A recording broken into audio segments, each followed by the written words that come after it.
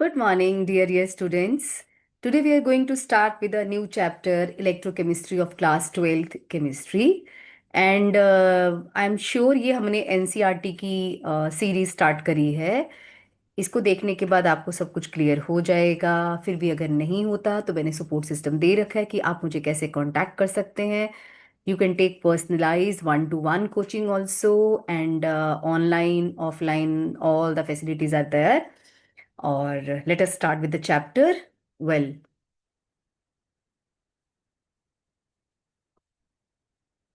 okay.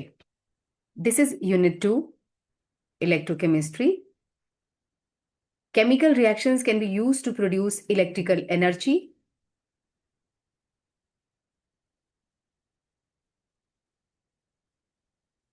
See, chemical reactions can be used to produce electrical energy.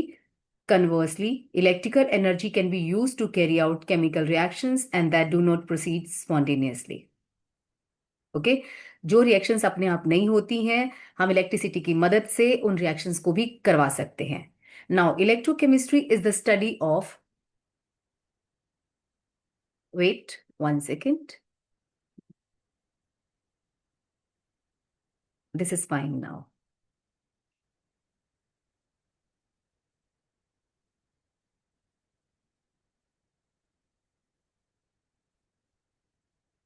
Okay electrochemistry is the study of production of electricity from energy released during spontaneous chemical reaction। जब कोई chemical reaction होती है तो हम उससे electricity produce करा सकते हैं। Now electrochemistry is the study of production of, इसमें इस चैप्टर में हम क्या पढ़ेंगे? केमिकल रिएक्शन से इलेक्ट्रिसिटी प्रोड्यूस करने वाली बातें पढ़ेंगे and the use of electrical energy to bring about the non spontaneous chemical transformation, और कैसे इलेक्ट्रिकल एनर्जी का इस्तेमाल करके हम जो रिएक्शंस नॉर्मली नहीं होती हैं उनको हम करवाएंगे। Right, in another words we can say in this chapter electrical energy to chemical energy and chemical energy to electrical energy, इन सब के बारे में हम लोग पढ़ेंगे।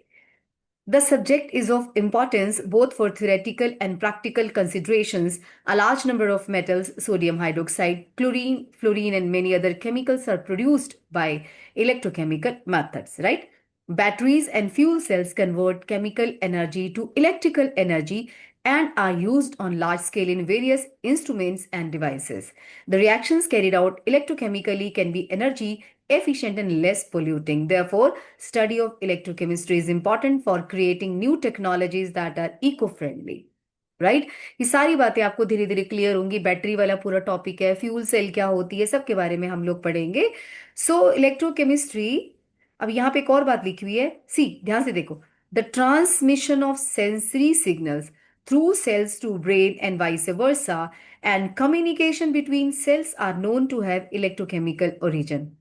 आपको किसी ने चींटी काटी है, आपका मुंह उधर है, राइट, और आपको किसी ने चींटी काटी है तो आपको मुंह उधर होगा तो भी पता चल जाएगा।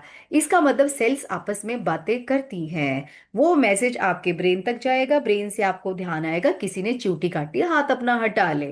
राइट, ये सब क्या है? इलेक्ट्रोकेमिकल फिनोमिनन है। Right, so electrochemistry is therefore a very vast and interdisciplinary subject. In this unit, we will cover only some of its important elementary aspects।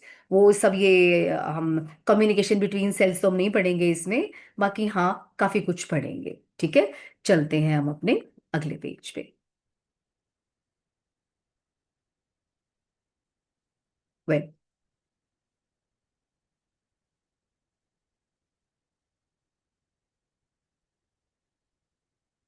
Electrochemical cell, चलो जी शुरुआत हो रही है चैप्टर की। We had studied the construction and functioning of Daniell cell. This cell converts the chemical energy liberated during redox reaction this one to this। Okay, मैं अपने हिसाब से समझाती हूँ, इस बुक को हम बाद में पढ़ते हैं। देखो, डेनियल ने क्या किया, जिंक की रॉड ली और जिंक सल्फेट में डिसॉल्व कर दी, this is zinc sulphate solution. Copper की रॉड ली और कॉपर सल्फेट के एक्वस सॉल्यूशन में डिसॉल्व कर दिया, डिप कर दिया। ठीक है, और दोनों को उसने वायर से कनेक्ट कर दिया। जैसे ही वायर से कनेक्ट किया, वायर में करंट आ गया। डेनियल तो खुश हो गया, अरे वाह, मैंने इलेक्ट्रिसिटी प्रोड्यूस कर दी। इस इलेक्ट्रिसिटी जो प्रोड्यूस हुई है और ये पूरा डिवाइस है, इसको इलेक्ट्रोकेमिकल सेल्स कहते हैं। क्यों? क्योंकि हमने केमिकल रिएक्शन करवा के इलेक्ट्रिसिटी प्रोड्यूस करवाई है। So what is electrochemical cell? It is a device used to convert chemical energy to electrical energy, right? और इसके लिए पहली बार कोशिश किसने करी थी? डेनियल ने। डेनियल ने क्या किया? जिंक की रॉड को जिंक सल्फेट में डिप किया, और ये 1 मोलर सॉल्यूशन था, ये भी ध्यान रख लो आप। और कॉपर की रॉड को कॉपर सल्फेट में डिप किया तो करंट फ्लो करने लग गया। उसको ये बात तो समझ में आई कि रिएक्शन हुई है और रिएक्शन से करंट प्रोड्यूस हुआ है, लेकिन ये करंट थोड़ी देर के बाद फुस हो गया। तो वो हैरान हो गया, परेशान हो गया कि भाई मैंने इतनी मुश्किल से डिस्कवरी करी थी और अब ये क्या हो गया। तो उसने क्या देखा कि करंट प्रोड्यूस क्यों हुआ था। जैसे ही कॉपर की रॉड को आपने जिंक की रॉड से कनेक्ट किया तो कॉपर एक्शन में आ जाता है। जिंक को बोलता है चलो एक इलेक्ट्रॉन निकाल। क्यों? ऐसा क्यों? हमारी केमिस्ट्री का रूल है, जब दो रॉड्स को आप कनेक्ट करोगे उनके सॉल्यूशन में डिप करके, नो डाउट उनका सॉल्यूशन में डिप हुई होनी चाहिए, वो अकेली नहीं। ऐसे नहीं जिंक और कॉपर की वायर को मिला दो, ऐसे नहीं। कॉपर की रॉड को उसके सॉल्यूशन में डिप करो, जिंक की रॉड को उसके सॉल्यूशन में डिप करो, फिर उनको कनेक्ट करो। ऑटोमेटिकली एक एलिमेंट दूसरे को बोलेगा चलो निकाल इलेक्ट्रॉन। कौन बोलेगा? जिसकी रिडक्शन पोटेंशियल ज्यादा है। इस दुनिया में कोई भी दो एलिमेंट ऐसे नहीं है जिनकी इलेक्ट्रॉन को देने और लेने की टेंडेंसी सेम हो। तो जिसकी इलेक्ट्रॉन लेने की टेंडेंसी ज्यादा होगी वो दूसरे को बोलेगा चलो निकाल electron. In this case copper has more tendency. तो ऑटोमेटिकली अच्छा, ये लोग इतने सियाने हैं, मना भी नहीं करते। अब जिंक दे रहा है इलेक्ट्रॉन, तो जिंक ने इलेक्ट्रॉन देने शुरू कर दिए। तो डेनियल को ये समझ में आ गया कि जिंक इलेक्ट्रॉन दे रहा है, कॉपर इलेक्ट्रॉन ले रहा है, और ये इलेक्ट्रॉन इस वायर के थ्रू होके जाते हैं। ये देखो यहां से इलेक्ट्रॉन जन्म लेंगे, इधर भागे भागे चले जा रहे हैं। और हम सबको पता है जब किसी वायर में इलेक्ट्रॉन मूव करते हैं उसी को ही तो करंट कहते हैं। तो करंट के प्रोड्यूस होने का जो रीजन था वो यही था कि कॉपर की रिडक्शन पोटेंशियल जिंक की रिडक्शन पोटेंशियल से ज्यादा है। अब इलेक्ट्रॉन जा रहे हैं, जा रहे हैं, बड़ा खुश हो गया मैंने इलेक्ट्रिसिटी प्रोड्यूस कर ली। अरे वाह, एक इलेक्ट्रोकेमिकल सेल जनरेट हो गई। वेल थोड़ी देर के बाद सेल फुस हो गई, यानी कि करंट बंद हो गया आना। अब वो हैरान हो गया ये क्या हुआ, अभी तो जिंक की रॉड भी पड़ी है, कॉपर की रॉड भी पड़ी है, हुआ क्या? अब ध्यान से समझना। जब उसने इन दो रॉड्स को कनेक्ट किया था तो यहाँ जो जिंक था ना, कौन सा? ये वाला नहीं, ये रॉड वाला। क्यों? क्योंकि कॉपर इलेक्ट्रॉन मांग रहा था। तो जिंक की रॉड क्या करती है? दो इलेक्ट्रॉन दे देती है, ले ऐश कर, पीछे पड़ गया तू तो मेरे, है ना। तो इलेक्ट्रॉन दो यहां जाने शुरू हो जाते हैं, ये जिंक का आयोन इस सॉल्यूशन में गिर जाता है नीचे। ठीक है। अब ये दो इलेक्ट्रॉन यहां गए, कॉपर की रॉड कहती है मुझे तो दो इलेक्ट्रॉन चाहिए ही नहीं। ये अंदर बैठा हुआ कॉपर सल्फेट वाला कॉपर कहता है मुझे तो चाहिए, तो ये ले लेता है इलेक्ट्रॉन। ध्यान से समझना। लिए, ये कॉपर बन गया। पानी के अंदर सिर्फ आयोन्स को रहने की आज्ञा होती है। तो कॉपर अब सॉलिड बन गया, ये यहाँ पे चिपक जाएगा। ये देखो, ये रॉड धीरे धीरे मोटी होती चली जाएगी, ये रॉड धीरे धीरे पतली हो जाएगी। यहाँ का जिंक उतर के नीचे जाएगा, उसका कॉपर नीचे से ऊपर डिपॉजिट हो जाएगा। अब ध्यान से देखो, यहां पे प्लस चार्ज बढ़ता चला जा रहा है। जिंक के आयोन नीचे गिर रहे हैं, पहले तो सॉल्यूशन न्यूट्रल था, अब जिंक के आयोन नीचे गिर रहे हैं, यहाँ पे पॉजिटिव चार्ज इंक्रीज हो रहा है। और ये जो कॉपर है इलेक्ट्रॉन ले लेके यहाँ पे मतलब स्टिक होता चला जा रहा है रॉड पे, तो यहाँ सल्फेट की संख्या बढ़ती चली जा रही है। तो इस वाले बीकर में नेगेटिव चार्ज बढ़ता जा रहा है। तो इसीलिए थोड़ी देर बाद इलेक्ट्रॉन जाने बंद हो जाएंगे। क्यों? जब इधर पॉजिटिव चार्ज डेवलप हो जाएगा तो इलेक्ट्रॉन को जाने की परमिशन नहीं मिलेगी। पॉजिटिव कहेगा तू इधर ही रह जा, मैं बैठा हूं ना, प्लस और नेगेटिव अट्रैक्ट करते हैं। इसलिए सेल हमारी फुस हो गई थी, मीन्स सेल ने वर्क करना स्टॉप कर दिया था, अब ये सेल नहीं चल रही है। फिर उसको ध्यान में आया यार मैं कुछ ऐसा करूं जिससे यहाँ का पॉजिटिव चार्ज न्यूट्रल हो जाए, वहां का नेगेटिव चार्ज न्यूट्रल हो जाए, तो सेल हमारी चलती रहेगी। यस, बिल्कुल ठीक सोचा उसने। फिर जन्म हुआ सॉल्ट ब्रिज का। सॉल्ट ब्रिज एक यू शेप ट्यूब है जिसके अंदर अगर अगर भरा होता है। अगर अगर जेली जैसा पदार्थ होता है, जैसे तुम लोग खाते हो मार्केट से लेके, अगर अगर एक जेली जैसा पदार्थ होता है, वो जेली जैसा पदार्थ इसमें भरा जाता है। क्यों भरा जाता है? अब एक यू शेप ट्यूब है, तुम उसको उल्टा करोगे तो सामान नीचे नहीं गिर जाएगा। अगर पानी या सॉल्यूशन भरोगे, जेली भरी जाती है, जेली नीचे नहीं गिरेगी। इस जेली के अंदर सुटेबल इलेक्ट्रोलाइट भरा जाता है। जैसे कि तुम ये समझो, मैंने इसके अंदर NaNO3 भर दिया। मैंने ये वर्ड क्यों बोला, सुटेबल इलेक्ट्रोलाइट? देखो, सुटेबल का मतलब ये है, अब ध्यान से देखना, ये सेल चल रही है, ये सोडियम भैया जो है ना, ये फटाफट फटाफट ये जेल के थ्रू होके यहाँ चला जाता है, सल्फेट को न्यूट्रल कर देगा, नेगेटिव चार्ज को। और जो नाइट्रेट है वो इधर वाले बीकर में जाएगा, जो पॉजिटिव चार्ज बढ़ता जा रहा है इसको न्यूट्रल कर देगा। तो सॉल्ट ब्रिज का काम क्या है? दोनों सॉल्यूशन की इलेक्ट्रिकल न्यूट्रलिटी को मेंटेन करना। कैसे?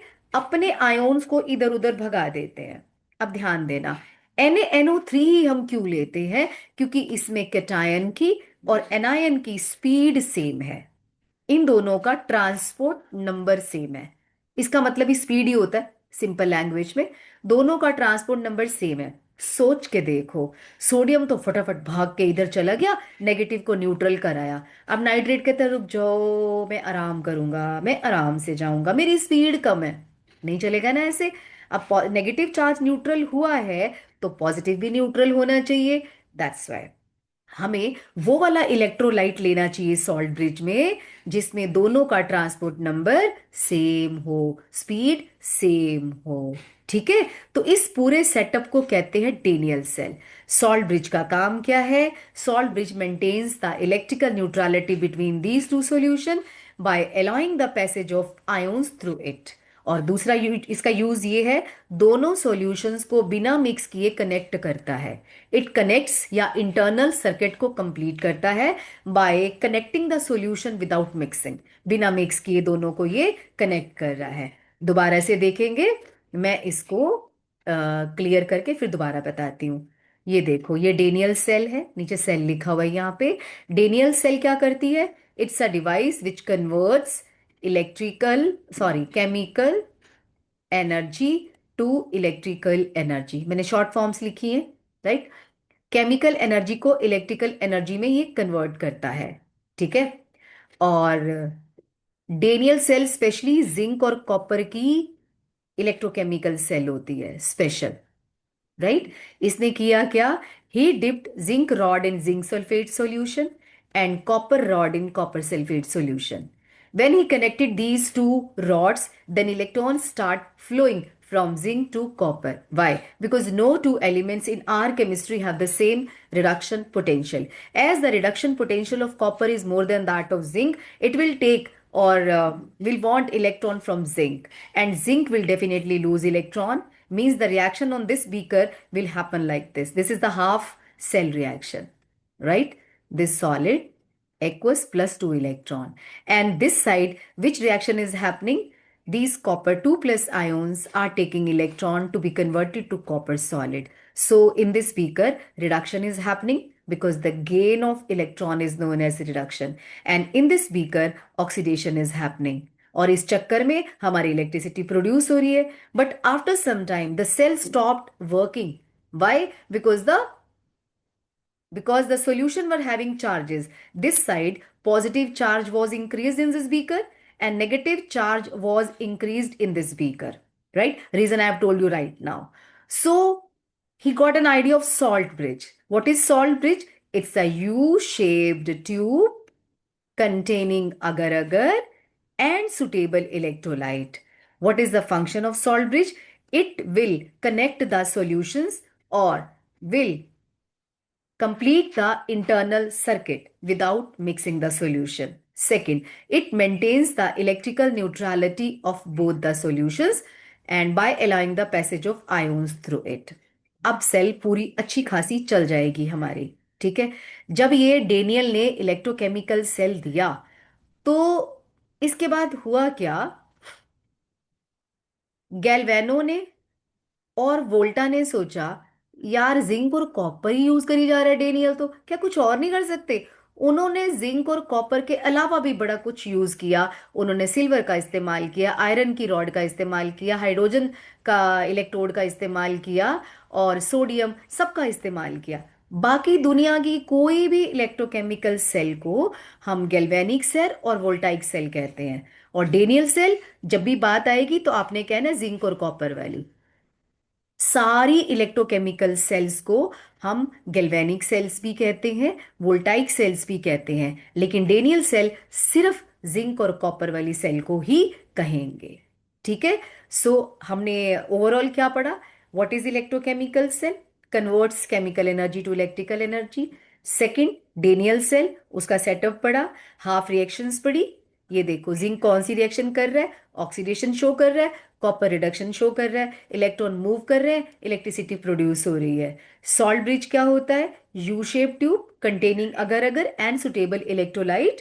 दो काम करता है, इलेक्ट्रिकल न्यूट्रलिटी मेंटेन करता है दोनों सॉल्यूशन की, और without mixing these two solutions it is connecting these two solutions. Rather we can say it completes the internal circuit. ये इंटरनल सर्किट है, ये आउटर सर्किट है। अंदर वाले सर्किट में आयोन्स मूव करते हैं, बाहर वाले सर्किट में इलेक्ट्रॉन मूव करते हैं। अब मुझे एक और क्वेश्चन याद आ गया कि करंट फ्लो कैसे होता है। आउटर सर्किट में electron are responsible for the current, and internal circuit ions are responsible for the current. ये क्वेश्चन भी हो गया। ठीक है। अब ध्यान से देखना जरा। अब ये क्वेश्चन उठता है कि भाई तुमने ये तो बता दिया कि करंट फ्लो कर रहा है, कितनी पोटेंशियल डेवलप हो रही है, करंट कितना पैदा हो रहा है? 1.1 वोल्टेज करंट प्रोड्यूस हो रहा है, मतलब इतनी वोल्टेज है जो करंट प्रोड्यूस हो रहा है। ठीक है। तुम ऐसे समझो कि कॉपर 1.1 का वोल्ट का दम लगा के जिंक को बोलते दा इलेक्ट्रॉन ला मेरी तरफ ला ला। 1.1 का दम ला रहा है। ठीक है। और वो जिंक से इलेक्ट्रॉन ले रहा है, दोनों की पोटेंशियल में फर्क है 1.1 का। ये कह लो कि दो बच्चे लड़ रहे हैं, उनमें दम लगा रहा है 1.1 का। अब जिंक को एक आइडिया आया। जिंक कहते रुक, मैं अपने फ्रेंड को बुला के लाता हूं, उसका दम 1.1 से ज्यादा है। सोच के देखो, अगर जिंक के पास कोई ऐसा बंदा आ जाता है जिसका पोटेंशियल, जिसका दम इस कॉपर से ज्यादा है, तो क्या होगा? उल्टा हो जाएगा। क्या उल्टा हो जाएगा? अब इलेक्ट्रॉन कॉपर की तरफ से जिंक की तरफ जाएंगे। तो इसको हम कहते क्या है? इसको बोलते हैं एक्सटर्नल पोटेंशियल। बाहर का बंदा है एक्सटर्नल पोटेंशियल। अगर मैं इसी सेल के ऊपर एक्सटर्नल पोटेंशियल लगा दूं, कितनी? मोर देन 1.1, तो रिवर्स हो जाएगा। अब इलेक्ट्रॉन कॉपर को देने पड़ेंगे और जिंक लेगा। देखो ध्यान से। अच्छा, दूसरा पॉइंट, अगर मैं जिंक कहता है मैं एक बंदे को पकड़ के ला रहा हूँ फ्रेंड को मेरे, है, तो उसका पोटेंशियल भी 1.1 है। तो अब क्या होगा? अब बैलेंस हो जाएगा, ना इलेक्ट्रॉन कॉपर की तरफ जाएंगे नेट, ना जिंक की तरफ जाएंगे। देखो ये भी फर्क पड़ता है। तो मैं अब तुम्हें पढ़ के सुनाती हूँ, रुको। वेट, यहाँ से तुम्हें सीन दिखाती हूँ। ये देखो, ये वाला सीन हो रहा है। पहले यहाँ पढ़ ले थोड़ा सा। हम्म।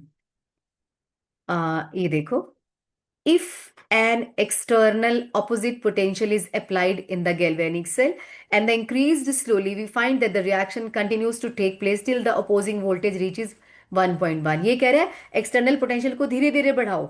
जैसे ही हम बढ़ाते जा रहे हैं, जब तक 1.1 नहीं पहुंचता तब तक चलता रहता है। व्हेन द रिएक्शन स्टॉप्स, जब 1.1 पहुंच जाता है, मींस जिंक अब ऐसे बंदे को पकड़ के लाया जिसका पोटेंशियल 1.1 है। ठीक है। तो वो कॉपर और उसकी लड़ाई मतलब बराबर हो गया ना, तो जस्ट रिएक्शन स्टॉप हो जाएगी all together and no current flows through the cell any further increase. अब जिंक एक और गुंडे को पकड़ के लाया, उसका दम जो था 1.1 वोल्ट से ज्यादा था। अब देखो क्या होगा। Any further increase in the external potential again starts the reaction, but in the opposite direction. अब कॉपर इलेक्ट्रॉन देगा, जिंक लेगा, और अब ये सेल इलेक्ट्रोलिटिक सेल बन जाएगी। अब इलेक्ट्रोलिटिक सेल क्या होती है? उल्टा। पहले क्या हो रहा था? केमिकल रिएक्शन या केमिकल एनर्जी इलेक्ट्रिकल एनर्जी में प्रोड्यूस हो रही थी, अब उल्टा हो जाएगा। Electrical energy will be converted to chemical energy, और ऐसे उल्टी सेल को हम बोलते हैं इलेक्ट्रोलिटिक सेल। दोबारा से सुनो। इफ मैं क्वेश्चन बताती हूँ जो आता होता है पेपर में। If in Daniell cell external potential is more than 1.1 volt, then what will happen? You will say electrochemical cell will be converted to electrolytic cell now, because the reverse reaction will happen. Now this time copper will lose electron and zinc will gain electron। देखा, ऐसे भी होता है हमारी दुनिया में। और अगर एक्सटर्नल पोटेंशियल बिल्कुल उतना हो 1.1 वोल्ट, तो रिएक्शन स्टॉप हो जाएगी। अब लड़ाई कोई नहीं जीतेगा। क्यों? कॉपर ने भी उतना दम लगाया, जिंक भी ऐसे बंदे को पकड़ के लाया। मतलब हम यहाँ बंदा गया है, ये एक्सटर्नल इलेक्ट्रिक फील्ड, हमने इलेक्ट्रिसिटी अप्लाई की है, ये मतलब है इसका। ठीक है, तो अपोजिट प्रोसेस बढ़ता चला जाएगा, 1.1 पे रुक जाएगा। जैसे ही पोटेंशियल तुम थोड़ा ज्यादा लगाओगे, भाई उल्टा हो जाएगा, कॉपर को इलेक्ट्रॉन देने पड़ेंगे, जिंक ले लेगा। ये बहुत इंपॉर्टेंट क्वेश्चन है बच्चों। क्या क्वेश्चन इंपॉर्टेंट है? If in Daniell cell external potential is more than 1.1 volt, then what will happen? Now the electrochemical cell will be converted to electrolytic cell, means the reverse reaction will happen। ठीक है, हमने बाहर से एक ऐसी, copper normally electron नहीं देता लेकिन अब देने लग जाएगा, यानी कि हमने नॉन स्पॉन्टेनियस रिएक्शन को स्पॉन्टेनियस बना दिया। ठीक है, ओके। सो देखते हैं नीचे क्या लिखा हुआ है। ये देखो तीनों डायग्राम बने हुए हैं। मैं आपको यहां से आराम से दिखाती हूँ एक बार डायग्राम। वेट, ये देखो, ये लेस देन 1.1 है ना, तो इलेक्ट्रॉन जा तो नहीं लेकिन स्पीड कम हो गई है, जिंक डिसॉल्व हो रहा है ना, वो सब कुछ सेम है। ये बराबर हो गया तो नो फ्लो ऑफ इलेक्ट्रॉन और करंट, नो केमिकल रिएक्शन, सब कुछ रुक जाएगा। अब आपने ज्यादा लगा दिया भाई, गुंडा लेके आया जिंक। अब देखो उल्टा विल हैपन। क्या हो जाएगा? जिंक डिपॉजिट एड जिंक, उल्टा हो जाएगा, जिंक अब यहाँ डिपॉजिट हो रहा है, कॉपर बेचारा इलेक्ट्रॉन दे रहा है। ठीक है, strictly speaking activity should be use instead of concentration. It is directly proportional to concentration in dilute solution. It is equal to concentration. You will study more about it higher classes.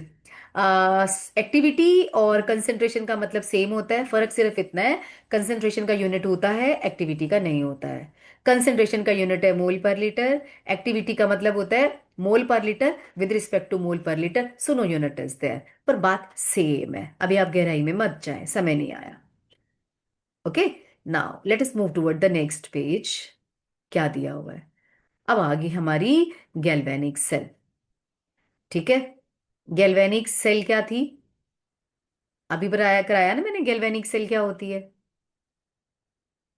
Zinc और copper वाली specially. ये देखो zinc और copper की कहानी आएगी। इसको 1 second, हाँ अब देखते हैं। What is galvanic cell? As mentioned earlier, a galvanic cell is an electrochemical cell that converts chemical energy of spontaneous redox reaction, यानी कि रिएक्शन अपने आप हो रही है, हमने नहीं कराई है। Spontaneous redox reaction into electrical energy. In this device, the Gibbs energy of the spontaneous reaction is converted into electrical work, which may be used for running a motor or other electrical gadgets like heater, fan, geyser. यहाँ से जो electricity produce हुई है, हम उसको heater चलाने में, fan चलाने में, गीजर चलाने में इस्तेमाल कर सकते हैं। बट इसका एक यूज़ तो मैं ही बता देती हूँ। हम जो हमारी वॉल क्लॉक होती है उसमें जो सेल डालते हो, तो सेल क्या होता है? यही तो होता है, इलेक्ट्रोकेमिकल सेल ही तो होता है। उसमें रिएक्शन होती है और आपकी घड़ी चलती रहती है। ठीक है, डेनियल सेल डिस्कस्ड। अच्छा, हमारी गाड़ियों में जो हम इन्वर्टर बैटरी के साथ जो आती है वो भी इलेक्ट्रोकेमिकल सेल होती है। उसमें केमिकल रिएक्शन हैपन होती है और हमारे घर की लाइट चल जाती है। Okay, Daniell cell discussed earlier in which following redox. मैंने बोला था ना, डेनियल शब्द जब भी आएगा मतलब जिंक कॉपर, गैल्वेनिक जब भी आएगा कोई भी कुछ भी लाओ, पर डेनियल कहता है सिर्फ कॉपर और जिंक लेके आओ। डेनियल सेल जब भी मैं बोलूँ आप समझ जाना जिंक और कॉपर की बात हो रही है, nothing else. But galvanic cell बोलूँ तो आप समझ जाना कोई भी हो सकती है, can be silver, can be iron, can be chromium, can be nickel, can be anything. Okay, Daniel cell discussed earlier is one of such a cell in which the following redox reaction occurs. Of course, ये redox reaction ही तो हो रही है। ये देखो, reduction half reaction क्या है? copper 2 plus were taking 2 electrons to be converted to copper solid, और यहाँ पे zinc जो था उसने इलेक्ट्रॉन लूज किए। These reactions occur in two different portions of the Daniel cell, अलग अलग बीकर में हो रही थी, और उन अलग अलग बीकर को हम कहते हैं, these two portions of the cells are called half cell। जो ये बना हुआ था ना डायग्राम, ये वाला, ये था ना डायग्राम, ये ऐसे, और यहाँ पे सॉल्ट ब्रिज था। ठीक है, ये, तो ये हाफ सेल है ये। इसको रिडॉक्स कपल भी कहते हैं, हाफ सेल को ही रिडॉक्स कपल कहते हैं। Right, two portions of the cell are called half cells or redox couples. The copper electrode may be called the reduction half cell. इसको रिडक्शन हाफ सेल कह देते हैं क्योंकि इधर रिडक्शन हो रही थी कॉपर वाली में, और जिंक वाली में क्या हो रही थी? ऑक्सीडेशन। इसको ऑक्सीडेशन हाफ सेल भी कह सकते हैं। The copper electrode may be called the reduction half cell and the zinc is oxidation half cell. We can construct innumerable number of galvanic cells on the pattern of Daniell cell by taking combinations of different half cell. ये कह रहा है कि हम बड़ी सारी sales बना सकते हैं, जिंक कॉपर के अलावा हम कुछ और भी ले सकते हैं. The two half cells are connected by a metallic wire through a voltmeter and switch externally. यहाँ पे कह रहा है कि वोल्टमीटर भी लग जाएगा और स्विच भी लग जाएगा. The electrolyte of two half cells are connected internally through salt bridge. अभी हमें सॉल्ट ब्रिज की बात बता रहे हैं कि हम सॉल्ट ब्रिज किससे इसको कनेक्ट कर देंगे सॉल्यूशंस को. हम तो पहले ही पढ़ बैठे हैं, है ना. कोई ना, एनसीईआरटी की बुक पढ़ने के लिए तो मैंने ये सीरीज स्टार्ट करी है. नोट्स तो आपको हर जगह से मिल जाएंगे. ठीक है. हाँ, यहाँ क्या लिखा हुआ है देखो. Salt bridge. At each electrode electrolyte interface, there is a tendency of metal ions from the solution to deposit on metal electrode, trying to make it positively charged. At the same time, metal atoms of the electrode have a tendency to go into the solution as the ions and leave behind the electrons at the electrode, trying to make it negatively charged. At equilibrium, there is a separation of the charges, and depending upon the tendency of the two opposing reactions, the electrode may be positively or negatively charged with respect to the solution. A potential difference develops between the electrode and the electrolytes, which is called electrode potential. When the concentration of all the species involved in half cells is unity, यानी कि 1 molar, then the electrode potential is called standard electrode potential according to IUPAC convention. हाँ, जो मेरी लंबी कहानी पड़ी है, इसका मतलब क्या है? अब इसका पहले मतलब सुनो भाई. ये लंबी पैराग्राफ हमको ये बता रहा है, ये suppose I have taken zinc की rod in zinc sulphate solution. अभी मैंने इसको किसी के साथ कनेक्ट नहीं किया है. इस पैराग्राफ का ये मतलब है, जिंक की टेंडेंसी है ये अपने आप ही, अभी मैंने कुछ जोड़ा नहीं है. ये देखो, इलेक्ट्रॉन नीचे गिरा देगा, मतलब जिंक जो है ना ये रॉड वाला, ये एटम इसमें कन्वर्ट हो जाएगा, और जो यहाँ पे जिंक पड़ा है ना अंदर जिंक सल्फेट वाला, ये दो इलेक्ट्रॉन लेके वापस डिपॉजिट हो जाएगा. ये इक्विलिब्रियम चलता रहता है. जिंक की रॉड की टेंडेंसी है इलेक्ट्रॉन को लूज करने की, और अंदर जो जिंक के आयोन्स पड़े हैं इनकी टेंडेंसी है इलेक्ट्रॉन को लेके डिपॉजिट होने की. ये दोनों काम की टेंडेंसी है. अब डिपेंड करता है ये दोनों में से कौन सा काम करेंगे. अगर मैं इसको कॉपर से जोड़ूंगी, ठीक है, तो ये इलेक्ट्रॉन लूज करेगा, राइट. और अगर किसी और से जोड़ूंगी तो ये इलेक्ट्रॉन, मान लो सोडियम से जोड़ दिया तो इलेक्ट्रॉन गेन करेगा. कहने का मतलब है, अब मेरी दोनों तरह की कैपेसिटी है. मुझसे कोई कमजोर बंदा होगा तो मैं उस पर डोमिनेट कर जाऊंगी, उससे चीजें भी ले लूंगी, छीन भी सकती हूँ, कुछ भी कर सकती हूँ. अगर कोई मेरे से स्ट्रांग बंदा है, मुझसे पावरफुल है, तो नेचुरली मैं हाथ जोड़ के बैठ जाऊंगी, भैया मुझे कुछ मांग ना ले. सेम इस पैराग्राफ में ये लिखो कि हर मेटल में दोनों प्रकार की टेंडेंसी होती है. डिपेंड करता है अगला बंदा कौन है, गुंडा है कि कम गुंडा है. अगर ज्यादा गुंडा है तो हम इलेक्ट्रॉन दे देंगे, भैया ले जा, रिडक्शन पोटेंशियल ज्यादा है. तो कम है तो हम कहेंगे तू ही दे दे हमें.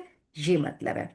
यानी कि इस दुनिया में आप कोई भी रॉड को उसके सॉल्यूशन में डिप करो, उसकी दोनों टेंडेंसीज है, इलेक्ट्रॉन देने की भी है लेने की भी है. डिपेंड करता है दूसरी आपने कौन सी जोड़ी. अब देखो इसी के साथ मैंने कनेक्ट कर दी थी, ये कॉपर की रॉड को कॉपर सल्फेट में डाला, कनेक्ट किया तो ये इलेक्ट्रॉन दे रहा है.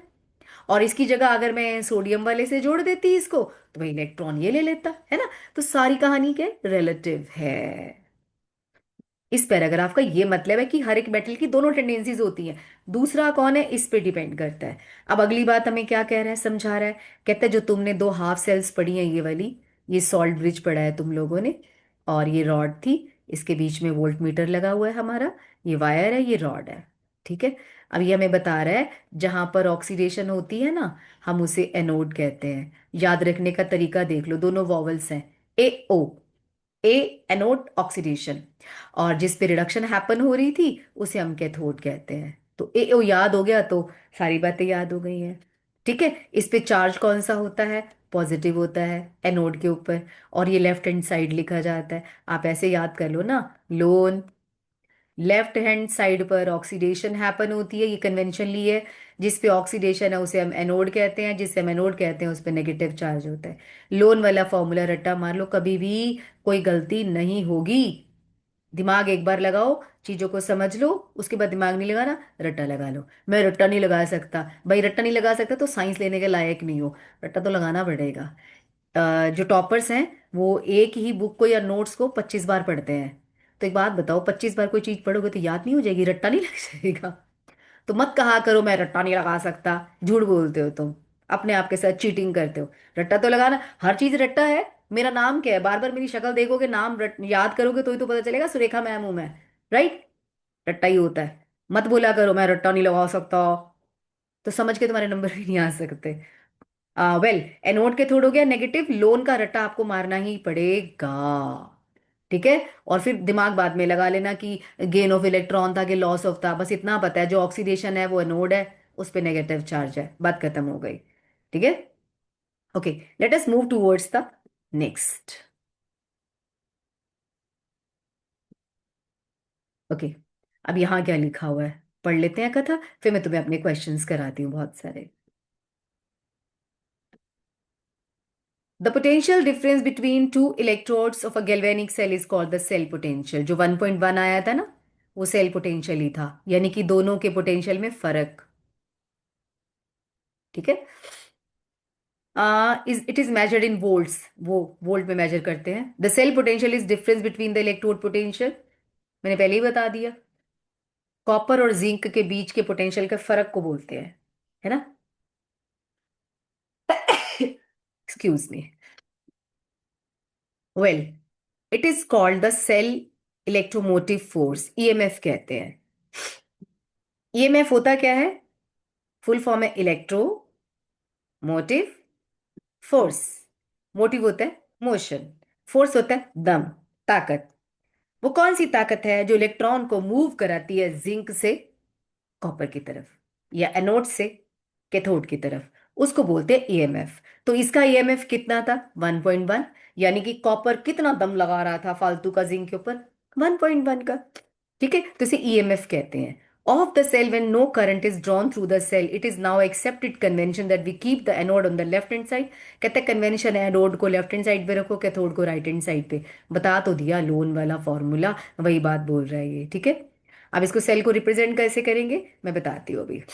ठीक है? ये रिप्रेजेंट करने का बता रहा है। वेल, ये निकालेंगे कैसे? तेरा दम कितना है? तो हम निकालेंगे, इसको ई सेल भी कहते हैं। ईएमएफ को ई सेल भी कहते हैं। ये स्टैंडर्ड ईएमएफ क्या होती है? जब कंसेंट्रेशन 1 मोलर होगी तो हम स्टैंडर्ड वर्ड लगा लेंगे, है ना? और स्टैंडर्ड के लिए हम लोग ये सर्कल काट देते हैं, ये स्टैंडर्ड की निशानी होती है।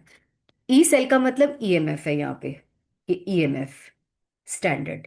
ई राइट माइनस ई लेफ्ट, राइट पे कौन होता है? राइट पे कौन होता है? कैथोड। लेफ्ट पे कौन होता है? एनोड।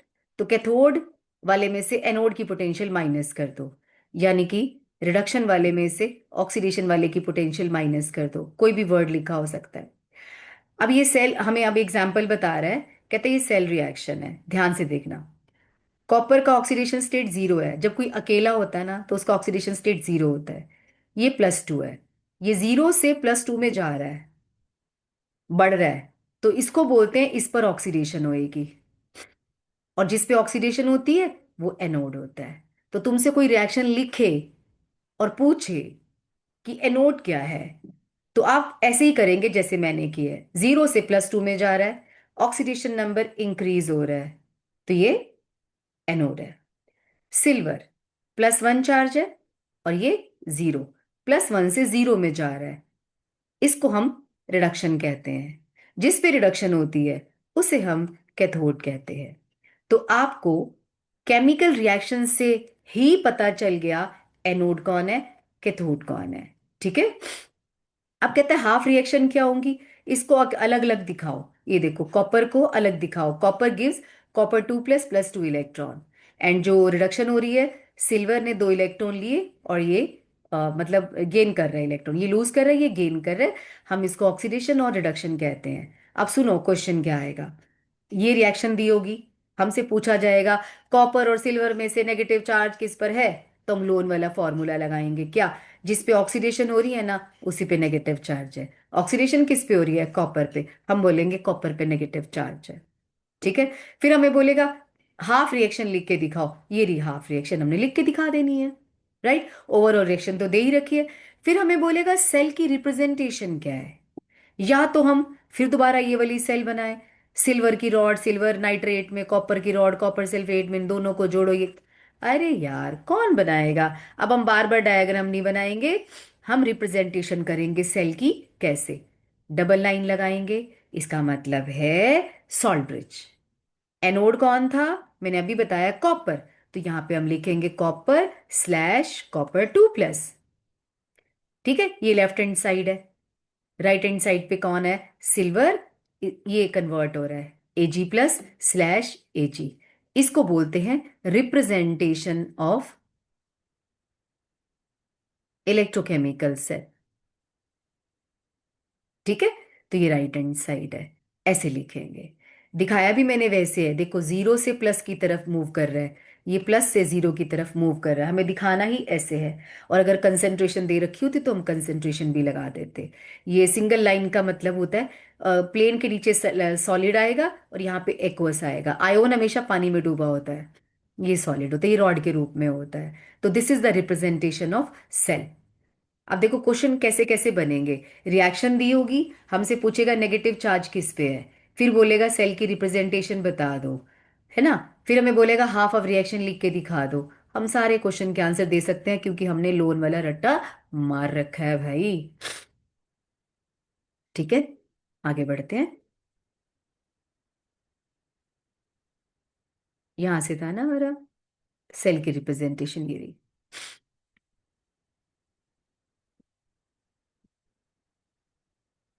ये रही, सेल को रिप्रेजेंट कर दिया हमने। अब तुम कहोगे मैम आपने टू क्यों नहीं लिखा यहाँ पे? देखो जब रिप्रेजेंटेशन करते हैं ना तो बैलेंसिंग नहीं लिखते, याद रखना। रिप्रेजेंटेशन में बैलेंसिंग का इस्तेमाल नहीं करते, रिएक्शन में करते हैं, हाफ रिएक्शन में भी किया हुआ है, लेकिन बैलेंसिंग में नहीं, इसमें नहीं करेंगे। टू नहीं लिखेंगे हम लोग, वन ही लिखना होता है। ये खुद ही दिमाग लगाना होता है कि एक के साथ दो रिएक्शन करेंगे कैसे।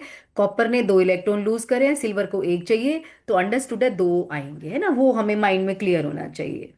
चलो, अब आ रहा है मेजरमेंट ऑफ इलेक्ट्रोड पोटेंशियल। पहले मैं एक छोटी सी कहानी सुनाती हूँ, फिर आगे बढ़ते हैं। देखो, अभी अभी हमने बात करी कि जिंक की रॉड को जिंक सल्फेट में डिप किया, कॉपर की रॉड को कॉपर सल्फेट में डिप किया, दोनों को मिलाया, वोल्ट मीटर लगाया, उसमें रीडिंग आई 1.1 वोल्ट। और ये कॉपर सल्फेट है, ये जिंक सल्फेट है। 1.1 वोल्ट यानी कि कॉपर में जो दम है, जिंक से 1.1 फालतू है। तुम ऐसे लगाओ कि मेरा और तुम्हारे वेट के बीच में डिफरेंस 10 किलो का है, ठीक है। तुम्हारा वेट मुझसे 10 किलो फालतू है। मशीन ठीक हो या गलत हो, हमारा फर्क तो 10 किलो आएगा। अब कोई तुमसे पूछे तुम्हारा वेट कितना है, मेरा कितना है, पता नहीं। ये टॉपिक का ये मतलब है, अब हमको ये पता लगाना है कि जिंक का दम कितना था, जिंक की पोटेंशियल कितनी है, और कॉपर की पोटेंशियल कितनी है। हमारे पास कोई भी इंस्ट्रूमेंट नहीं है पोटेंशियल को मेजर करने का। क्यों नहीं है? क्योंकि मैंने जिंक को बोला चलो इलेक्ट्रॉन निकाल, तेरे में मापता हूँ कितना दम है तेरे में। इलेक्ट्रॉन कहता है, जिंक कहता है मैं पागल हूँ क्या इलेक्ट्रॉन दूंगा। पहले कोई बंदा ला जो इलेक्ट्रॉन लेगा। कमाल की बात है, ये इतने मतलब लॉयल है ना ये।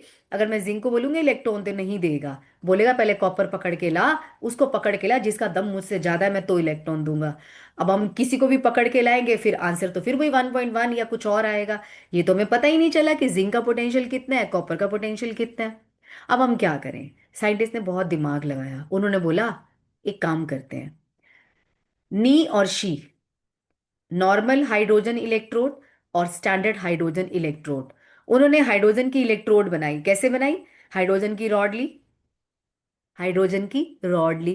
क्या हाइड्रोजन की रॉड होती है? गैस की रॉड होती है? नहीं होती। कैसे जुगाड़ ले आया?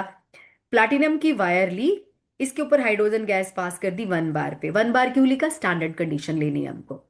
ये देखो हाइड्रोजन इसकी सरफेस पे चिपक जाएगी, जो चिपकती हुई दिखाई नहीं है हमें, ये चिपक गई है इसके ऊपर। ये जो रॉड है ना प्लाटिनम की, इसके ऊपर हाइड्रोजन एड्सॉर्ब हो गया है, ये अब हाइड्रोजन की रॉड बन गई। याद रखना, किसी भी गैस की रॉड को बनाना हो तो एक मेटल की वायर के ऊपर उस गैस को हम पास कर देते हैं। ये अलग अलग गैसेस के लिए अलग अलग मेटल इस्तेमाल करते हैं, यहाँ पे हमने प्लाटिनम किया।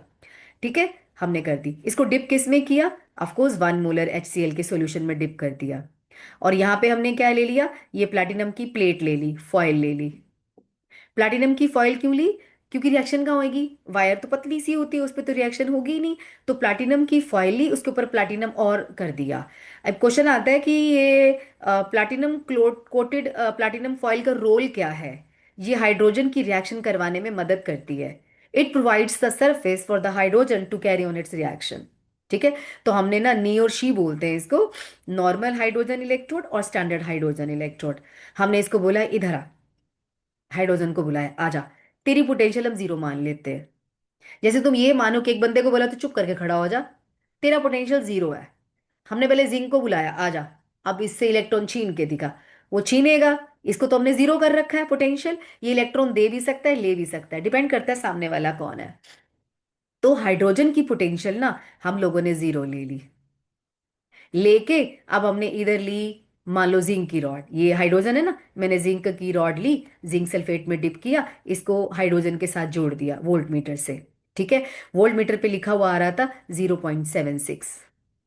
वैसे तो 0.76 दोनों का डिफरेंस है, बट हमने कहा हाइड्रोजन को तो अपना त्याग कर दे ना, इसका हमने जीरो मान लिया, तो ये सारा का सारा पोटेंशियल किसका हुआ, जिंक का। अब हमने टेबल बनानी शुरू करी, जिंक भैया आ जाओ, तुम्हारी पोटेंशियल है 0.76। दूसरा क्वेश्चन, जिंक पे हो क्या रही है भाई, जिंक के ऊपर ऑक्सीडेशन हो रही है, यानी कि जिंक इलेक्ट्रॉन दे रहा है और हाइड्रोजन इलेक्ट्रॉन ले रहा है, तो फिर इसका नाम क्या होना चाहिए, ऑक्सीडेशन पोटेंशियल।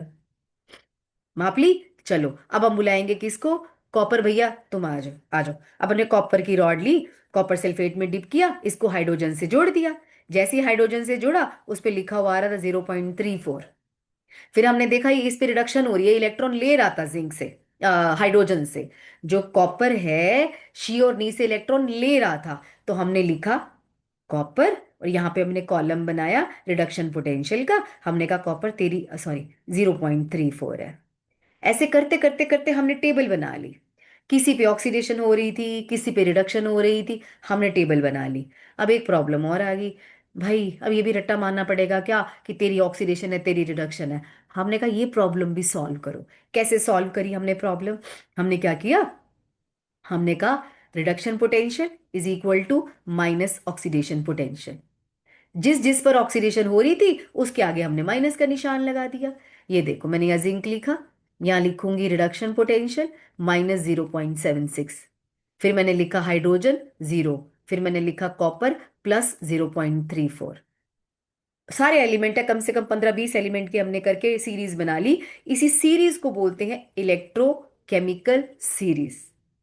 तो यहां से हमको पता चलता है कौन इलेक्ट्रॉन लेगा कौन देगा। और तुम कॉपर और जिंक का अगर निकालोगे ना इस टेबल के हिसाब से 1.1 ही आएगा। दोबारा से देख लो, मेजरमेंट ऑफ इलेक्ट्रोड पोटेंशियल, अब मैं दूसरे हिसाब से समझाती हूँ, क्वेश्चन आंसर के रूप में समझाती हूँ। देखो पहले तो मैं समझा देती हूँ वो टॉपिक क्या है। टॉपिक है किसी की पोटेंशियल को आप कैसे मेजर करोगे। आंसर है बाय कनेक्टिंग इट टू नी और शी। दूसरा क्वेश्चन, ये नी और शी कौन है, नॉर्मल हाइड्रोजन इलेक्ट्रोड। तीसरा क्वेश्चन, कंस्ट्रक्शन और वर्किंग बताओ। कंस्ट्रक्शन और वर्किंग में आप ये डायग्राम बनाओगे, आप लिखोगे hydrogen gas is passed over the platinum wire which is dipped in 1 molar HCl and platinized platinum foil is also taken which will provide surface for the reaction of hydrogen to take place। कौन सी reaction, अरे देखो, अगर मैंने zinc किया तो hydrogen electron ले रहा है यानी कि रिडक्शन हो रही है, और अगर मैं कॉपर करूंगी तो इसकी ऑक्सीडेशन हो रही है। तो हाइड्रोजन पर ऑक्सीडेशन भी होगी रिडक्शन भी होगी, डिपेंड करता है सामने वाला कौन है, गुंडा के कम गुंडा। ठीक है, उस हिसाब से ये पोटेंशियल होगा। तो प्लैटिनम की फॉइल इसका काम करती है। पांचवा question, what is the electrode potential of normal hydrogen electrode, zero. सच्ची मुची नहीं नहीं हमने ली है, arbitrarily we have taken this. क्या कोई और भी है इलेक्ट्रोड जिसके तुमने जीरो लिए, हाँ कैलोमल इलेक्ट्रोड, Hg2Cl2 की रॉड होती है, इसे कहते हैं कैलोमल, Hg2Cl2 कैलोमल इलेक्ट्रोड। ये दो हैं स्टैंडर्ड इलेक्ट्रोड्स, एक नी और शी है और एक कैलोमल इलेक्ट्रोड हम लोगों ने ली हुई है। अगला सवाल, कैसे निकाल दो, चलो जिंक की निकालो, कैसे निकालोगे, to know the to calculate to measure the electrode potential of zinc it is connected with नी और शी।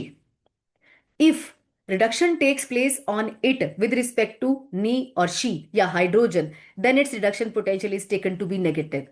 जो इलेक्ट्रोकेमिकल सीरीज में जिसके आगे भी माइनस का निशान लगा हुआ है, आप समझ जाना उसकी ऑक्सीडेशन हुई थी जब हम मेजर कर रहे थे, और जिसके आगे प्लस का निशान है उन्होंने हाइड्रोजन के साथ अपनी रिडक्शन शो करी थी। ठीक है, तो इस तरीके से हम अपनी इलेक्ट्रोकेमिकल सीरीज को बना लेते हैं। मैंने सारे क्वेश्चन बता दिए जो पूछे जाते हैं, ठीक है। वेल, अभी आगे आएगा भी सी, वो भी हम कर लेते हैं। ठीक है, अगले उस पे चलते हैं। ये देखो, ये रिएक्शन शो कर रखी है, और इसका रिप्रेजेंटेशन ऐसे होगा अगर ये ऑक्सीडेशन शो करेगा। ये रिडक्शन शो कर रहा है, किसी के साथ रिडक्शन शो करेगा, किसी के साथ ऑक्सीडेशन, दोनों रिएक्शंस होती हैं यहाँ पे। डिपेंड करता है सामने वाला बंदा कौन है। 1 मोलर सॉल्यूशन की कंसेंट्रेशन लेनी है, ये तो मैंने पहले ही बता दिया, तभी हम 1 मोलर ही ले रहे हैं। प्लाटिनम के electrode coated with platinum black, और वही 1 मोलर हाइड्रोजन क्लोराइड में डिप किया हुआ है। सारी बातें वही हैं जो मैंने बताई हैं आपको, रादर मैंने ज़्यादा डिटेल में बता दिया, अच्छे से समझा दिया। और अगर आपको ये टॉपिक समझ में नहीं आया, इतने से हिस्से को बार बार आप मतलब रिवाइंड कर लो, और बार बार सुनो इतने हिस्से को, सच्ची मुच्ची आपको क्लियर हो जाएगा। देखो, तभी हम अगली बातें हम कर पाएंगे ना बच्चों। वेल, 298 केल्विन पर standard hydrogen electrode anode, reference half cell cathode, ये हमें बता रहा है कि कैसे कैसे ये होगा। हाँ, अब ये यहाँ देखो ध्यान से, ये जब हाइड्रोजन को और कॉपर को मिलाया गया तो उस देखो हाइड्रोजन पे क्या हो रही है, ऑक्सीडेशन। प्लैटिनम क्यों लिखा? क्योंकि गैस की अपनी रॉड नहीं होती ना, इसलिए लिखना पड़ता है। कोई लॉजिक है? नहीं नहीं, बस लिखना पड़ता है गैस के साथ। गैस 1 बार, प्रेशर लिखना पड़ा, एक्वस 1 मोलर। फिर हमने कॉपर के साथ जोड़ा था, कॉपर और कॉपर। हमने पहले कॉपर 2+ क्यों लिखा? क्योंकि इस पे रिडक्शन हुई थी। जिंक को तो उल्टा लिखते ना, हम इधर लिखते फिर, ठीक है। तो ये इस पे हो रही है रिडक्शन, ठीक है। तो इसकी 0.34 आई थी, और प्लस में आई थी इसकी। जिंक की दिखा रहा है, माइनस का निशान क्या शो करता है? कि इसके ऊपर ऑक्सीडेशन हो रही थी, इसीलिए। ये दिखा क्या रहा है? दिखा तो रिडक्शन रहा है, लेकिन हो ऑक्सीडेशन रही थी। क्यों दिखा रहा है? कि the positive value indicates in first वाला रिडक्शन हो रही है, और दूसरे में नेगेटिव शो करने का मतलब है ऑक्सीडेशन हो रही है। वो जो सारी बातें मैंने बताई हैं वही है, इजी है रादर। ठीक है, यहाँ पे एक और लाइन भी है बड़ी इंपॉर्टेंट, मैं दिखाती हूँ एक बार। बहुत इंपॉर्टेंट लाइन लिखी हुई है बच्चों। Well,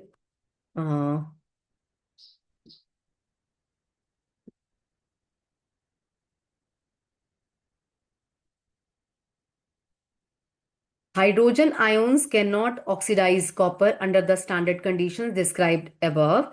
Thus, copper does not dissolve in HCl. In nitric acid, it is oxidized by nitrate ion and not by hydrogen ion. The negative value of standard electrode potential in the second case indicates hydrogen ions can oxidize zinc. वही minus का मतलब है कि वो oxidise करेंगे, और plus का मतलब है वो नहीं करेंगे। तो यहाँ इसमें लिखा हुआ है, तुम्हें याद है क्वेश्चन था कि जब हम कॉपर के ऊपर एसिड डालते हैं तो हाइड्रोजन गैस रिलीज नहीं होती है। वो यही रीजन है कि वो उसको ऑक्सीडाइज नहीं कर पाता है। हाइड्रोजन नाइट्रिक एसिड के साथ होता है, क्योंकि वो नाइट्रेट आयोन इसको वो करते हैं, ऑक्सीडाइज करते हैं, राइट। नेक्स्ट है लेफ्ट राइट, वही सारी बातें दे रखी हैं। ये वैल्यू निकाल के दिखाई है, लेकिन मैं अभी आपको, हाँ, एक एक और पॉइंट ये देखो, प्लाटिनम और गोल्ड को ही इस्तेमाल क्यों किया आपने नी और शी में? क्योंकि ये इनर्ट इलेक्ट्रोड है, खुद पार्टिसिपेट नहीं करती हैं रिएक्शन में। ये भी क्वेश्चन आ सकता है कि why you are using platinum rod for नी और शी, because they are inert electrodes and not participating in reaction. ठीक है, they simply provide the surface for the oxidation और reduction reaction and for the conduction of electrons only. ठीक है, right. देखो ये भी हमारा प्लाटिनम ब्रोमीन एक्वस के लिए इस्तेमाल हो रहा है, राइट। अब चलते हैं नेक्स्ट पेज पे।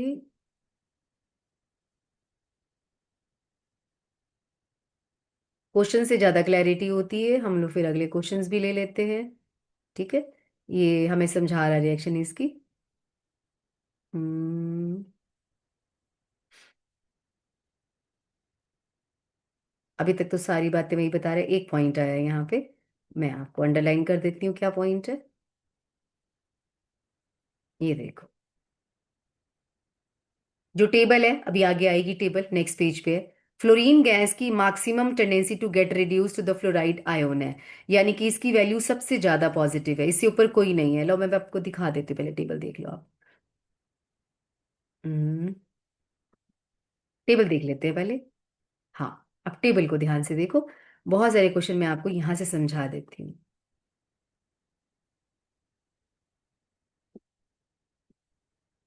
हाँ जी, एक नंबर और कम कर देती हूँ, कुछ दिखाना है तुम्हें। सी, इस सीरीज को देखो, जो कहानियां लिखी है मैं वो कहानी अभी समझाती हूँ। वो कहानी क्या है, अबाउट व्हाट। सबसे ज्यादा रिडक्शन पोटेंशियल जो है ना, वो फ्लोरीन की है, +2.87। और सबसे कम है लिथियम की, -3.05। रट्टा मारना आसान बता दो, फ्लोरीन की +3 और उसकी -3 याद कर लो। 2.87 याद ना रहे तो +3 और -3 याद कर सकते हो। यानी कि हमारे पूरे पीरियोडिक टेबल में फ्लोरीन से बड़ा गुंडा कोई नहीं है। बड़ा गुंडा का मतलब, आप फ्लोरीन को किसी के साथ भी कनेक्ट करोगे, भाई ये तो इलेक्ट्रॉन छीनेगा, क्योंकि इसकी हमेशा रिडक्शन होगी। और जिसकी रिडक्शन पोटेंशियल सबसे ज्यादा होती है, का मतलब होता है अपनी रिडक्शन करेगा तो दूसरे की क्या करेगा, ऑक्सीडेशन। तो स्ट्रॉन्गेस्ट ऑक्सीडाइजिंग एजेंट इस दुनिया में कौन हुआ, फ्लोरीन। और लिथियम से बड़ा दिलदार कोई नहीं है, सबसे छेती इलेक्ट्रॉन देगा, जा ऐश कर। So lithium is the strongest reducing agent. रट्टा मार लो। अब ये तुम्हें काम कैसे आएगी, देखो आईआईटी में 2-3 बार क्वेश्चन आया वैल्यूज के ऊपर। आप इसको याद कैसे करोगे, ध्यान रखना। जो लीना की रफ से फ्रेंडशिप है, यानी कि ग्रुप 1 है, लीना की रब से friendship, lithium sodium potassium rubidium and caesium and francium, ये लोग इलेक्ट्रॉन लूज करते हैं सबसे जल्दी। ठीक है, जो इलेक्ट्रॉन लूज करेगा उसका माइनस में रिडक्शन पोटेंशियल होगा, और प्लस। जितना ज्यादा नेगेटिव होगा वो उतना ज्यादा रिएक्टिव होगा और उतना स्ट्रॉन्ग रिड्यूसिंग एजेंट होगा। ये लगातार 2-3 बार क्वेश्चन आया है वैल्यूज के हिसाब से, आपको एनसीईआरटी की बैक में दिखाऊंगी, आईआईटी में क्वेश्चन आया है वो।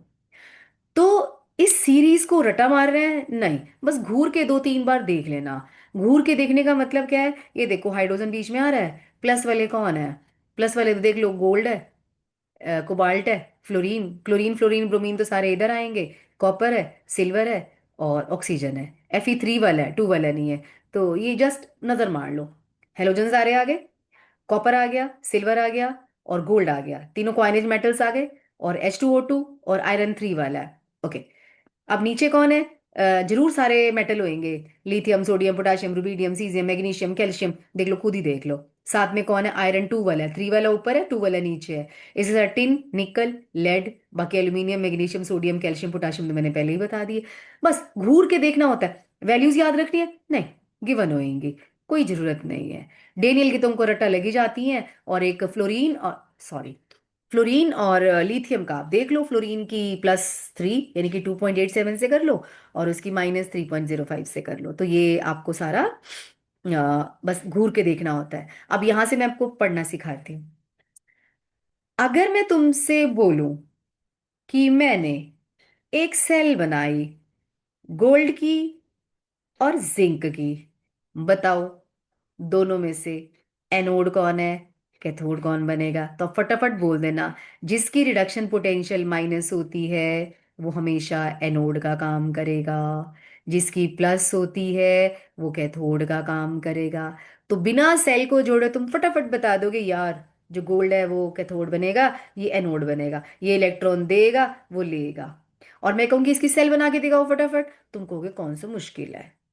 मैं कितने सारे क्वेश्चन तो ऐसे ही करा देती हूँ, आप अप्लाई कर लेना।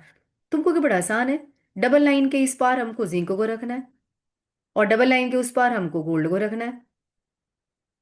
ये देखो, ये और ये मैंने बोला ना बनाने के लिए। अब मैंने बोला बेटा ईएमएफ निकालना जरा, अभी मैंने सेल को बनाया नहीं है, जोड़ा नहीं है, उससे पहले पूछा।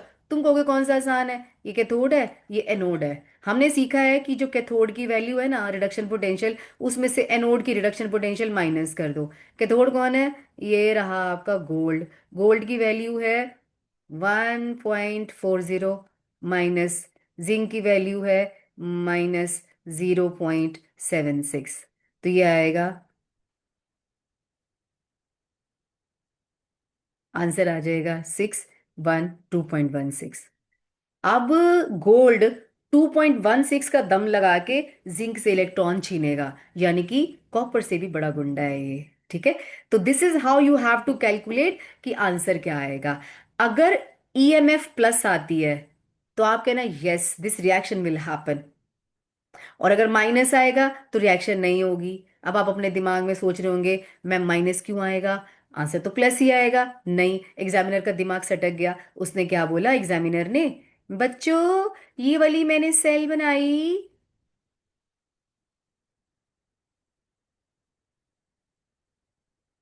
तुम पहले ही बोल दोगे सर सेल गलत है, पर ऐसे नहीं बोल सकते। तुमको ईएमएफ निकालना पड़ेगा, क्योंकि सेल के हिसाब से अब कैथोड ये है, एनोड ये है।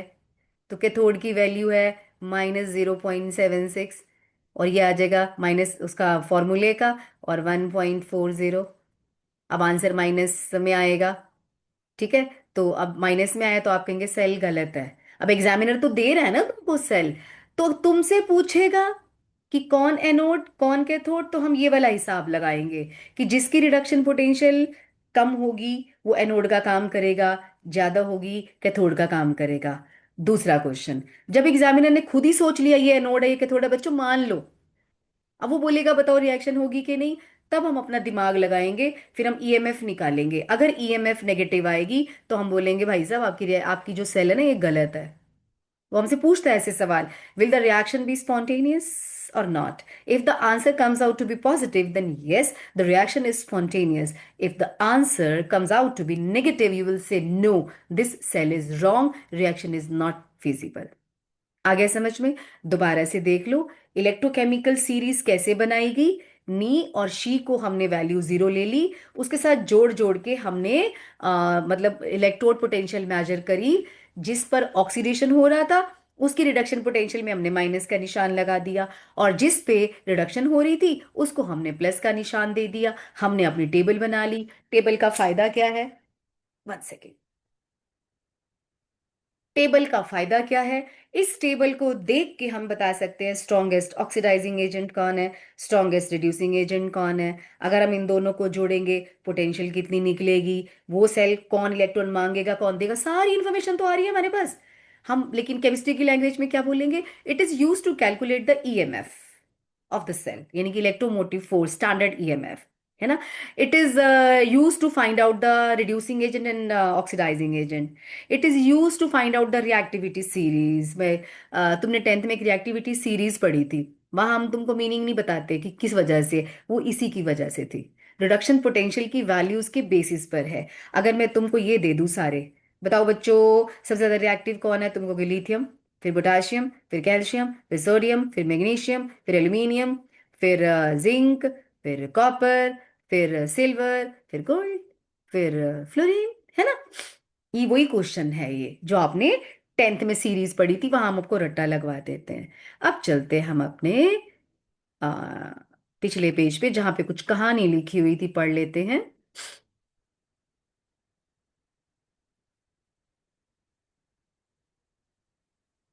ओके, द स्टैंडर्ड इलेक्ट्रोड, अब ये कथा क्या सुनाता है, the standard electrode potentials are very important, we can extract a lot of useful information.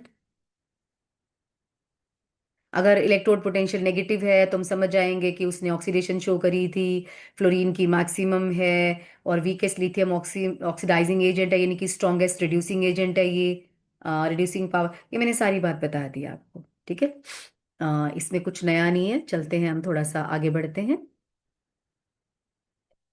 चलो जी, इंटेक्स क्वेश्चन आ गया, मजे आएंगे अब। Well, how would you determine, question ध्यान से देखना बच्चों, how would you determine the standard electrode potential of the system this. हमको बोल रहे हैं मैग्नीशियम की इलेक्ट्रोड पोटेंशियल कैसे मापोगे, आंसर है बाय कनेक्टिंग इट टू नी और शी, यानी कि normal hydrogen electrode. If oxidation takes place on it with respect to Ni, then its reduction potential is taken to be negative. If reduction takes place, then reduction potential is taken to be positive. Can you store copper sulfate in zinc pot? ये question हमसे पूछा उसने। ये zinc का pot है और अंदर आपने रखा कॉपर सल्फेट का सॉल्यूशन। हमसे पूछ रहा है कि रख सकते हैं कि नहीं। तो हम क्या करेंगे, पहले रिएक्शन लिखेंगे। कौन सी इन दोनों के बीच में? हमें नहीं पता हो रही है कि नहीं हो रही, हमें ये पता लगाना है। कैसे पता लगाएंगे? ईएमएफ निकाल के। अब ईएमएफ के लिए रिएक्शन तो चाहिए ना पहले बच्चों। तो ये आएगा, ये रिएक्शन होगी अगर हुई तो।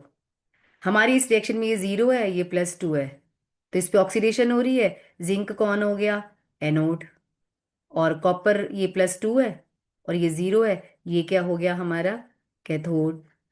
ठीक है, ये एनोड है, ये कैथोड है। अब हम निकालेंगे ई नॉट सेल।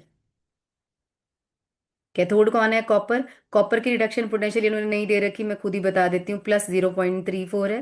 पेपर में दिया होगा, हाँ दिया होगा, डोंट वरी। जिंक की -0.76 है। तो कैथोड कौन आ रहा है हमारा? कॉपर। तो कॉपर की वैल्यू है 0.34, माइनस उसकी है 0.76। आंसर आएगा +1.1 वोल्ट। अब प्लस आ रहा है आंसर, तो रिएक्शन हो जाएगी, रिएक्शन स्पॉन्टेनियस।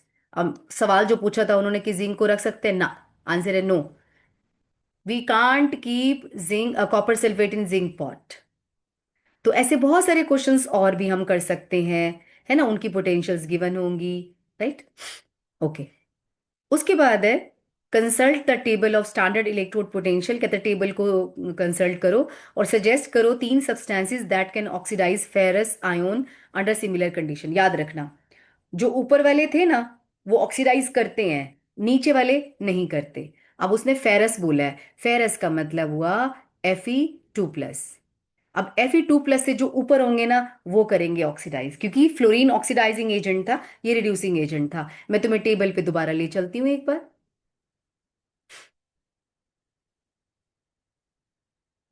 देखो फेरस कहाँ है? Fe2+, ये फेरिक दिया हुआ है। फेरस ये रहा, कहाँ गया? ये रहा फेरस। इससे ऊपर वाले सब करेंगे, सब करेंगे ऊपर वाले। तो आंसर आ सकता है silver, copper, gold, chlorine, cobalt, fluorine, सब। ठीक है, अब आ गया समझ आपको कि कैसे हम इसको इस्तेमाल करते हैं? नहीं, ये वाला पेज था ना। हाँ, नेक्स्ट है, हो गए क्वेश्चंस। अभी हम आगे नहीं बढ़ रहे, मैं तुम्हें ले चलती हूँ।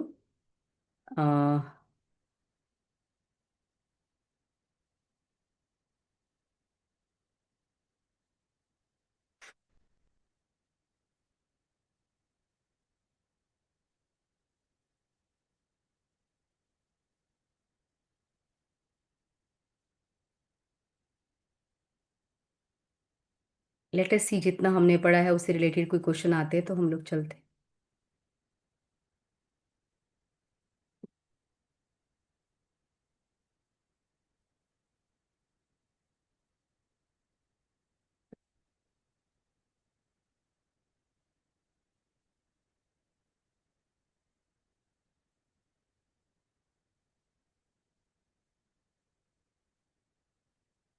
हम्म, इसके 3-4 क्वेश्चन ही हैं, ज्यादा नहीं है, इस टॉपिक से रिलेटेड।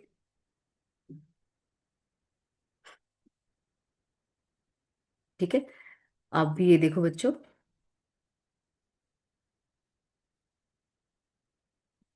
लिखा हुआ है arrange the following metals in order in which they will displace each other from the solution of their salt. इसमें जो जितना ज्यादा नेगेटिव होगा ना वो उतना ज्यादा डिस्प्लेस करेगा। इन्होंने वैल्यूज नहीं दे रखी हैं, टेबल देखनी पड़ेगी, इसको छोड़ देते हैं, बस मैंने आइडिया बता दिया। सबसे ज्यादा नेगेटिव वैल्यू जिसकी होएगी ना वो डिस्प्लेस करेगा। सबसे ज्यादा मुझे लगता है एल्यूमिनियम की है, फिर उसके बाद जिंक की थी, फिर आयरन की, फिर एल्यूमिनियम के बाद मैग्नीशियम की थी। तो ये वैल्यूज नहीं दी हुई हैं, बस इतना याद रखना जितना ज्यादा नेगेटिव होगा। अभी वैल्यूज पे ले चलती हूँ, पहले हम ये वाला पढ़ लेते हैं। ये वो क्वेश्चन है जो आईआईटी में 2 बार आया।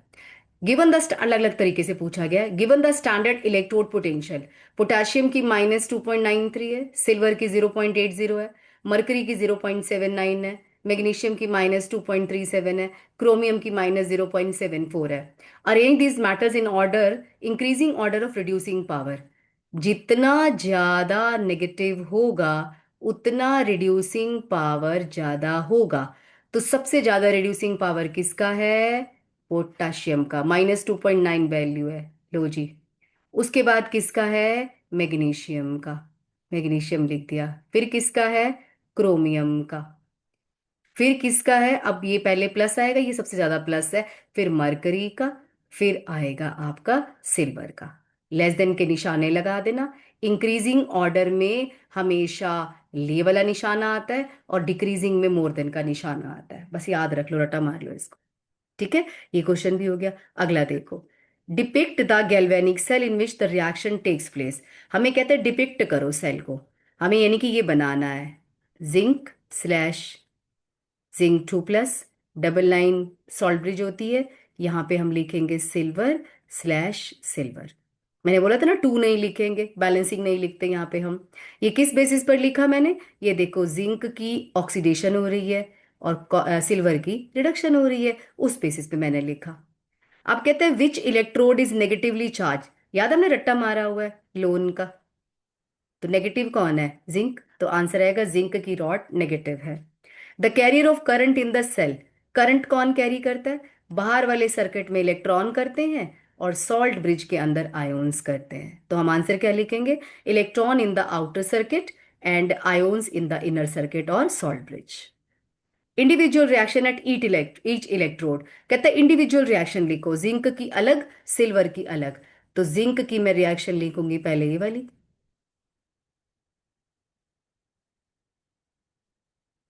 यहाँ लिखूंगी ऑक्सीडेशन हाफ सेल या हाफ रिएक्शन। और दूसरी साइड हो जाएगी।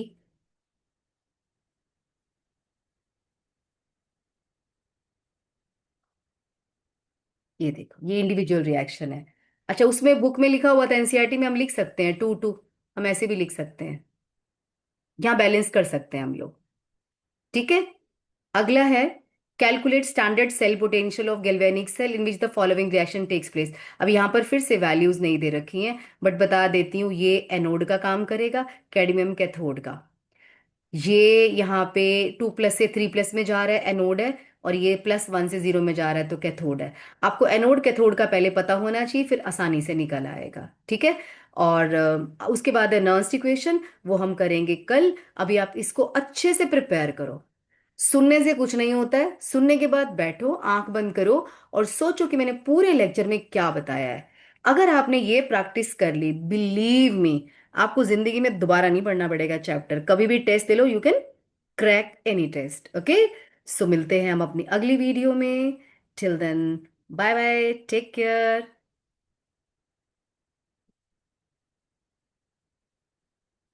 सी you in the next lecture.